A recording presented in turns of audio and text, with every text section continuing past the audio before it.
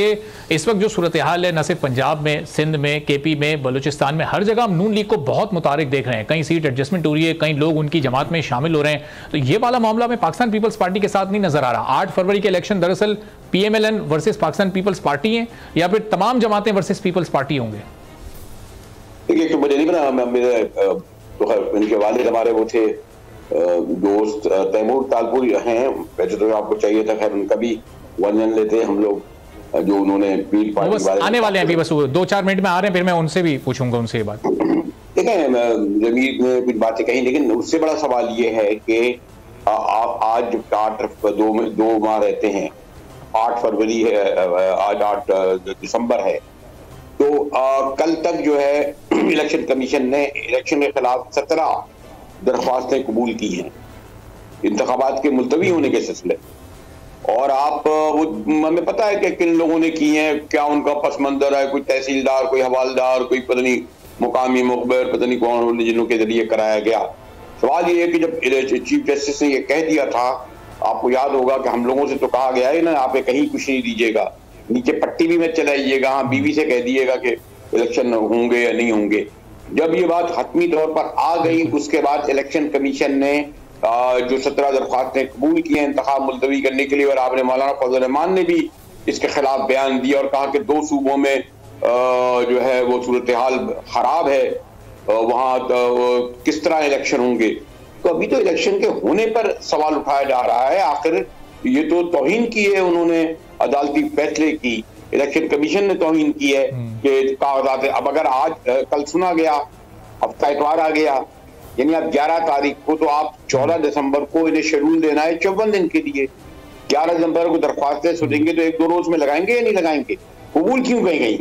क्यों वहां से वो चैलेंज भी होंगी। तो इससे ज्यादा तो हमारे लिए ये तशवीशनाक बात है। इलेक्शन शेड्यूल जब आप देखें, हम देखते हैं 14 दिसंबर को कैसे देते हैं, तो ये क्या लोग बेवकूफ तो नहीं है?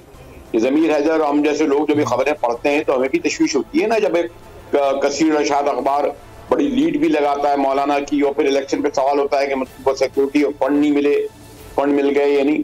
तो अभी तो ये वाज़ेह होना है।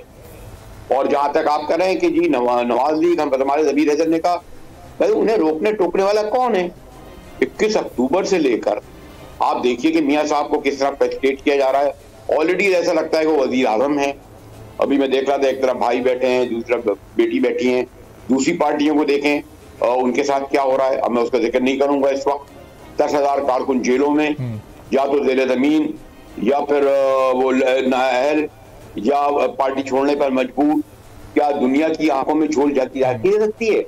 आप लोग अपनी फूल पैराडाइज में अहमकों की जन्नत में रहते हैं, जो ये गेम प्लानर है या जो इलेक्शन की मंसूबाबंदी कर रहे हैं, ये समाती कर रहे हैं। क्या इन्हें नहीं पता कि 2 जब ये बज़ाहिर अगर ये आप भी ये कह रहे हैं कि ऐसा लग रहा है माहौल देख के और मनाजिर देख के कि ज़ाहिर के नून लीग सबसे बड़ी जमात होने जा रही है, तो फिर ये इल्ज़ाम नून लीग पर क्यों लग रहा है कि इलेक्शन से भागना चाह रहे हैं? अगर इन्हीं के लिए राह हमवार हो रही है तो फिर ये इनको फिर भागने की फिर वजह क्या है? फिर तो ये जल्द अज जल्द चाहेंगे कि इलेक्शन हो और ये बरसर इख्तियार आ जाए।